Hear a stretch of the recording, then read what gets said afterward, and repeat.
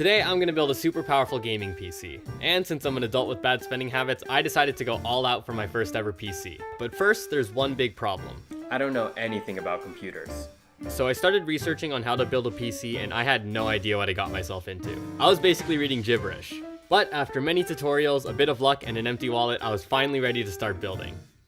Although I didn't set a budget for this build, I wanted to put a major focus on the processor and graphics card for the best possible video game productivity performance.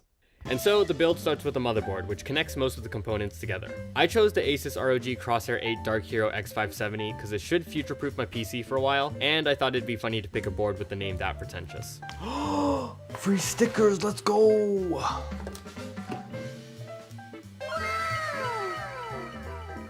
Okay, I'll keep it real, this thing looks high-tech, and my timbers were shivering just looking at it. That being said, I was also super pumped to get started. After setting the board on top of the box, the first step is the processor. This is an AMD Ryzen 9 5950X, which is one of the best CPUs available. Although it's small, the processor is actually one of the most important parts of a computer, and this CPU is going to be complete overkill for my system. Handling the CPU, you need to be extremely careful, holding it only by its edges, making sure not to damage the gold pins underneath. To install it, you need to unhinge this lever to access the CPU socket. Next, align the gold triangle on the CPU with the triangle on the motherboard. Then, without applying any pressure, you simply drop the CPU into the socket and let gravity work its magic. Hook the lever back into place, and just like that, boom, the CPU's installed. I thought this was going to be the scariest step, but that was kind of a breeze. A light air, one might say. Okay, it's not as bad as I thought. Alright, next up is the RAM. This is the popular Corsair Vengeance RGB Pro Slimline Edition. And yes, the rest of the part names are going to be just as long. I think 32 gigs should be plenty for a pleb like myself, but I can always get more later on. The RAM goes in these slots here, and since I only have 2 sticks, they're going in slots 2 and 4, so my PC can take advantage of dual channel RAM. And I'm not even going to act like I know what I'm talking about, I'm just following instructions. To install, unlock the slots with these clips and make sure to line up the notch in the RAM with the notch in the channel. The RAM can only go in one direction, so check beforehand to make sure you don't mess it up, knucklehead. Okay. Then just push down firmly until the RAM clicks into place. Once the RAM's secured, the next step is storage. There are a few different options for this, and I chose M.2 SSDs because they're small, light, and plug directly into the motherboard. Today, I have 2 TB of Samsung 980 Pro. To install, I unscrewed the faceplates covering the M.2 slots. SSDs can come in different sizes, so use the included plug adapters to fit your own needs. I insert the stick at a bit of an angle, press down on the SSD to screw it into place, and reattach the faceplate.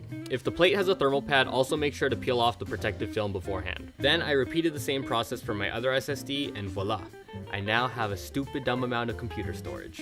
And I was feeling pretty good at this point. If you've never built a PC before, I highly recommend it. It's honestly very satisfying. Adult Legos, as my friend put it. And now it's time to mount the motherboard. The case I went with is the Corsair 5000X. So after removing the side panels, I laid the case down on its side and located the mounting holes for the motherboard. Then I gently slid the board into place, making sure to line up the back I/O with its opening. Finally, I used the included screws to secure the board in place. And now we've only got a couple more parts before this thing is an absolute unit. Right, next up is the power supply. And as the name suggests, this is what powers the PC. I got an 850 watt PSU, which should be more than enough for my computer. First, I followed a guide on which of the included cables to plug in beforehand. And this thing came with a lot, so I didn't end up using all of them, but I'll specify which ones I did use in a little bit. Next, I positioned the power supply at the bottom back of the case, making sure the fan was facing the dust filter. When mounting the PSU, it's important to tighten the screws in a crisscross pattern to ensure each corner is mounted with even pressure. Okay, now we move on to the CPU. Just like SSDs, there are a few different options for cooling. Air coolers, which use fans, liquid coolers, which circulate coolant around the case, and all-in-ones, which are kind of like an air-liquid hybrid. I went with the Corsair Elite Capellex AIO because it seemed like a happy medium, plus it was one of the prettiest coolers available.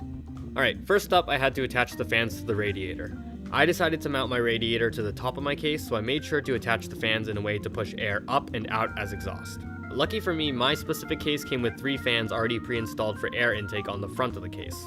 Once all the fans were mounted, it was time to attach the pump header to the CPU. The pump came with some pre-applied thermal paste, and after replacing the brackets to fit my motherboard, I attempted to mount the pump header. But, surprise surprise, I managed to mess that up. No. So, I used some rubbing alcohol to clean off the pump header and CPU, and then I tried to apply some of my own thermal paste.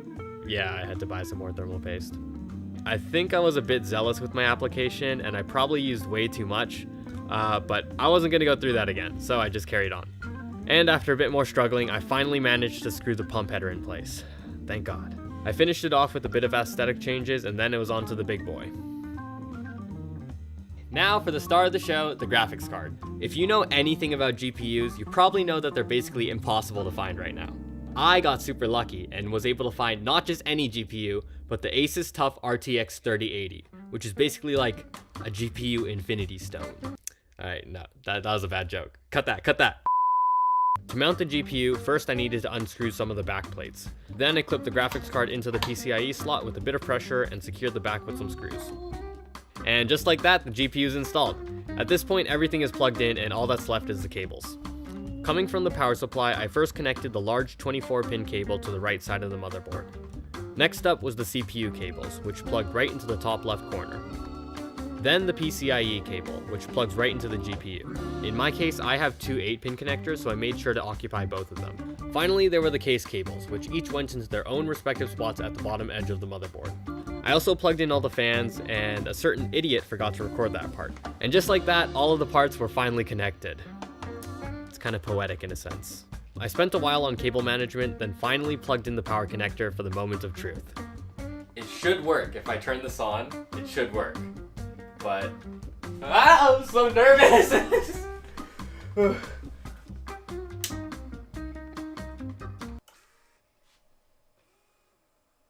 Yes!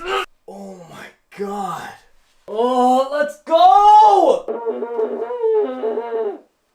I know, I'm as surprised as you are. I didn't f it up. Let's go! Alright, we're nearly there, stay with me. After plugging in my screen, keyboard, and mouse, and spending way too long trying to set up Windows, I finally installed the OS and all of the necessary drivers. Then I ran a user benchmark test, and this thing knocked my socks off. God damn! Oh my god, look at these numbers! And now I can finally fulfill my dream of becoming a pro gamer.